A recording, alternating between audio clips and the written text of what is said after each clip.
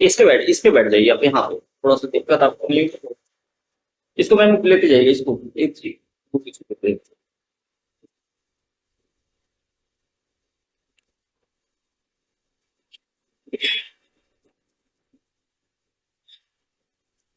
चलिए, मैं आप लोगों का परीक्षा मंथन के विधिक कक्षा में फिर से एक बार स्वागत करता हूं, और उम्मीदें करता हूं कि इसके पहले की जो कक्षाएं चली हैं वो आप लोगों के लिए बहुत ही उपयोगी रही होंगी। साथ साथ मैं एक बार फिर से आप लोगों को बताना चाहता हूं कि हमारी क्लासेज जो चल रहा है, इस क्लासेज में लास्ट वाला जो सेशन होता है, मैं बिहार जे के लिए पर्टिकुलर यहाँ पे कर रहा हूँ। यानी कि उसमें ऐसे क्वेश्चन को बताया जा रहा है जो बिहार प्रारंभिक परीक्षा के लिए बहुत ही अनिवार्य है। ठीक, तो लास्ट वाला सेशन जो मेरा हो रहा है वह आपकी प्रारंभिक परीक्षा संबंधित है, और इस समय जो मैं क्लासेज अपना कंटिन्यू करने जा रहा हूँ वह मेरा क्लास जो है भारतीय संविधान से संबंधित है। जैसा कि मैं आप लोग बताना चाहता, चूंकि आप क्लास मिस कर दिए हैं, लगभग मेरी 17-18 क्लासेस चल चुकी हैं कॉन्स्टिट्यूशन की, और 18-20 क्लासेस मेरी कॉन्ट्रैक्ट के चल चुके हैं, ठीक ना। तो मैं थोड़ा सा आपको बताना चाहूंगा जो मेरे टॉपिक चल रहे थे।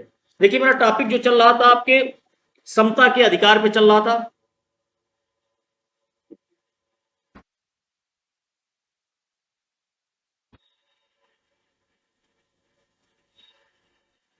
समता का अधिकार, राइट टू इक्वलिटी, जो आपके हम संविधान में अनुच्छेद 14 से लेके 18 तक में प्रावधान किया गया है। देखिए, इसके संदर्भ में कुछ मैं महत्वपूर्ण बातें आपको बताना चाहता हूं। देखिए, मैं अपनी क्लासेज आपके लिए पीछे ले चल रहा हूं, मेरे क्लासेज आगे निकल चुके, लेकिन मैं बीच में इसको नहीं छोड़ सकता हूं, क्योंकि इसके पहले टॉपिक खत्म हो चुके, क्योंकि समता जो राइट टू इक्वलिटी के मैं कुछ पोर्शन कवर कर चुका हूं, लेकिन मैं बीच से भी शुरू करूंगा तो आपको नहीं समझ में आएगा, इसलिए मैं थोड़ा सा। चलिए, अच्छा ठीक है, तो थोड़ा सा मैं इसे बता दूं आपको। देखिए, यहां पे जो आपके समता के अधिकार की बातें हो रही हैं, राइट टू इक्वलिटी की बातें हो रही हैं, देखिए यहां पे मैं आपको थोड़ा सा बैक ले चलूंगा। देखिए, हमारे संविधान की जो उद्देशिका दी गई, जो प्रियम्बल्स दिया गया है, वो हमारे संविधान के कह सकते हैं कि उद्देश्यों को व्यक्त करती है। और जैसा कि आप जानते हैं कि कोई भी अधिनियम अगर आप पढ़ते हैं तो उस अधिनियम में जैसे आप खोलते हैं उसमें आप एक उद्देश्य का पाते हैं। वह उद्देश्य का जो होती है अधिनियम के उद्देश्यों को व्यक्त करती है। अर्थात कहने का तात्पर्य यह होता है कि जो अधिनियम इनेक्ट किए गए हैं उस अधिनियम को अधिनियमित करने का आशय क्या होता है, या कह सकते हैं विधायिका का उद्देश्य क्या होता है। जो अधिनियम बनाया जा रहा है उसके प्रति विधायिका का उद्देश्य क्या है, उसका ऑब्जेक्ट क्या है। ठीक, इसी संदर्भ में हमारे संविधान की जो उद्देश्य क्या है वह क्या करती है, संविधान के उद्देश्यों को व्यक्त करती है। अर्थात कहने का तात्पर्य होता है कि यहां पे जो उद्देश्य क्या होती है वह क्या करती है, वह संविधान के उद्देश्य को व्यक्त करती है कि संविधान का उद्देश्य क्या है। इसके साथ साथ यह भी आप कर सकते हैं, यह संविधान निर्माताओं की आकांक्षाओं को भी व्यक्त करती है। संविधान निर्माताओं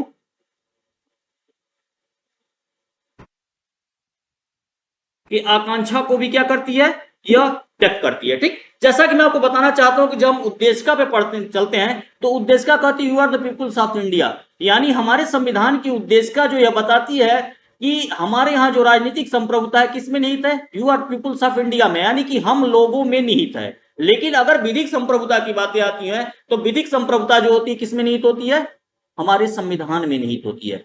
जैसा कि मैं आप लोगों को बताना चाहता हूं कि केशवानंद भारती बनाम केरल राज्य 1973 का मामला था, उसमें इस बात को कोड किया गया था कि हमारे संविधान में जो राजनीतिक संप्रभुता है वह हम लोगों में निहित है, जबकि विधिक संप्रभुता किसमें निहित है, भारत के संविधान में निहित है।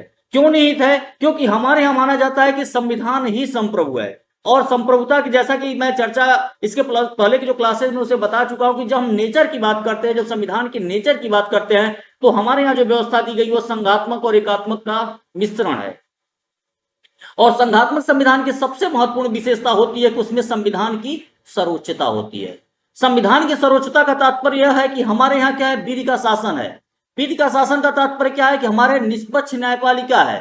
ठीक ना, चूंकि इस टॉपिक में चर्चा कर चुका हूं, लेकिन देखिए मैं थोड़ा आपको ले चलना चाह रहा हूं। यहां पर देखिए उद्देश्य क्या कहती क्या है कि हम भारत के लोग भारत को संपूर्ण प्रभुत्व संपन्न समाजवादी पंथ निरपेक्ष लोकतंत्रात्मक गणराज्य बनाने के लिए समस्त नागरिकों को सामाजिक आर्थिक राजनीतिक न्याय विचार अभिव्यक्ति विश्वास धर्म उपासना की स्वतंत्रता तथा प्रतिष्ठा तथा अवसर की समता। देखिए यानी उद्देश्य का, देखिए इस वाक्यांश में थोड़ा सा ध्यान दीजिए, यह कह रहा है प्रतिष्ठा तथा अवसर के समानता की बात करता है। ठीक, प्रतिष्ठा तथा अवसर, ठीक ना। अब देखिए जब हमारे संविधान की उद्देश्य क्या क्या बताती है, प्रतिष्ठा तथा अवसर की बात करती है। अब देखिए जब यहाँ प्रतिष्ठा और अवसर की बातें आ रही हैं तो इसके साथ साथ अगर हम 14 में चलें, प्रतिष्ठा तथा अवसर की बात आ रही है। देखिए यानी कि हमारे संविधान की उद्देश्य का, यानी कह सकते हैं हमारे संविधान के प्रमुख उद्देश्यों में से क्या है, प्रतिष्ठा तथा अवसर की समता प्रदान करना। बात समझे नहीं समझे? उद्देश्य क्या क्या इंगित कर रहे, उद्देश्य क्या यही इंगित कर रहे कि हम प्रतिष्ठा तथा अवसर की समता देंगे, ठीक। तो यानी कहने का तात्पर्य है कि हमारे संविधान निर्माताओं का भी आशय यही था कि लोगों को क्या मिले, प्रतिष्ठा तथा अवसर की समता लोगों को प्राप्त हो।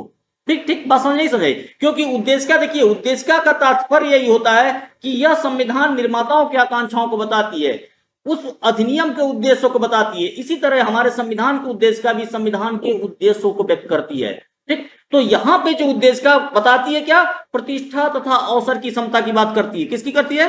प्रतिष्ठा तथा अवसर की समता की बात करती है। देखिए यहां पे जो प्रतिष्ठा तथा अवसर एक संवैधानिक लक्ष्य हुआ कि नहीं हुआ, यानी कि प्रतिष्ठा तथा अवसर की समता जो हमारे यहां क्या है, एक संवैधानिक लक्ष्य है। क्या है?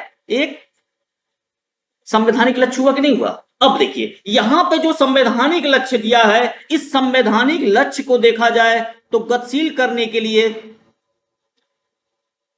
या फिर कह सकते हैं इसको व्यवहारिक आयाम प्रदान करने के लिए, इसको व्यवहारिक आयाम प्रदान करने के लिए क्या हुआ, हमारे संविधान में अनुच्छेद 14 से लेके 18 तक प्रावधान किया गया। अब तो इसका हिस्ट्री समझ में नहीं समझ में आया आपको? यानी हमारे संविधान में जो संवैधानिक लक्ष्य बताए गए हैं, संवैधानिक लक्ष्य बात करता है प्रतिष्ठा तथा अवसर की बात करता है। तो जो यहां प्रतिष्ठा तथा अवसर के जो संवैधानिक लक्ष्य हमारी उद्देश्य का इंगित करती है, उसको क्या करता है हमारा आर्टिकल 14 से 18 क्या करता है, इसको गतिशीलता प्रदान करता है, इसको व्यवहारिक आयाम प्रदान करता है। क्योंकि देखिए कोई अगर लक्ष्य है, कोई ऑब्जेक्ट है, तो उस लक्ष्य और ऑब्जेक्ट को व्यवहारिक आयाम देना आवश्यक होता है, ठीक ना। तो हमारे संविधान में अगर देखा जाए उद्देश्य पे हम चर्चा करते हैं, या उद्देश्य हम जो वर्णित विषयों पे हम चर्चा करते हैं, तो हम जब उस पर ध्यान केंद्रित करते हैं तो आप जब आगे पढ़ेंगे तो देखेंगे कि संविधान की उद्देश्य में जितने भी लक्ष्य दिए गए हैं, उस लक्ष्यों को व्यवहारिक आयाम प्रदान करने के लिए संविधान में कहीं न कहीं प्रोविजन आप पाएंगे, ठीक। तो यहां पे जो हमारे प्रतिष्ठा था अवसर की बातें आ रही हैं, जो संवैधानिक लक्ष्य प्रदान किया गया है, उस लक्ष्य को जो है एक व्यवहारिक आयाम और एक गतिशीलता प्रदान करने के लिए हमारे संविधान में अनुच्छेद 14 से 18 तक का प्रावधान किया गया है। समझ आई बात नहीं समझ आई? ये सामान्य सी बात है। देखिए एक इसका हिस्टोरिकल चीज है कि देखिए डायरेक्ट यहाँ पे 14 से 18, देखिए होता क्या है इसमें कि प्रीलिम्स में कोई दिक्कत नहीं होती है। जब मुख्य परीक्षा आता है तो मुख्य परीक्षा में सबसे महत्वपूर्ण होता है कि आपके क्वेश्चन का फॉर्मेट क्या हो। और दूसरी चीज होती है मुख्य परीक्षा में, जैसे हमारा भी टेस्ट चले बच्चे जो दे रहे थे, उनकी सबसे बड़ी इश्यू हो जाती है कि कहां से हम क्वेश्चन लिखना शुरू करें और किस प्रश्न का हम कैसे जवाब दें। क्योंकि देखिए एक क्वेश्चन के कई आयाम होते हैं, जैसे क्वेश्चन के आयाम हो रहे उसी आयाम से आपको आंसर देना है। अगर वो केवल समता की बातें कर रहा है तो केवल आपको समता ही लिखना है, क्योंकि वर्तमान परिप्रेक्ष्य में जो न्यायिक परीक्षा हो रही है उसमें आप देख रहे हैं कि जो जगह जो होती है सीमित होती है, उससे बाहर आप बेकार की चीजें नहीं लिख सकते। बीए एलएलबी वाली कहानी नहीं होती कि कहां भी भर दो फुर्सत हो गया, ऐसा कुछ नहीं है। तो यहां पे सबसे महत्वपूर्ण चीज है कि देखिए यहां पे जो समता की बात हो रही है, समता के अधिकार की बातें हो रही है, इसको गतिशीलता प्रदान करने के लिए हमारे संविधान में अनुच्छेद 14 से 18 तक का प्रावधान दिया गया है, ठीक। यह तो सामान्य सी चीजें हैं। दूसरी चीज ध्यान दीजिए यहां पे, दूसरा बिंदु इसमें देखिए सामान्य सी बात है, क्या आप कह सकते हैं कि दूसरा इसमें सामान्य बिंदु है कि यहां पे जो अनुच्छेद 14 है, अनुच्छेद 14 जो है समता के सामान्य सिद्धांत के बारे में बताता है, समता के सामान्य सिद्धांत के बारे में बताता है।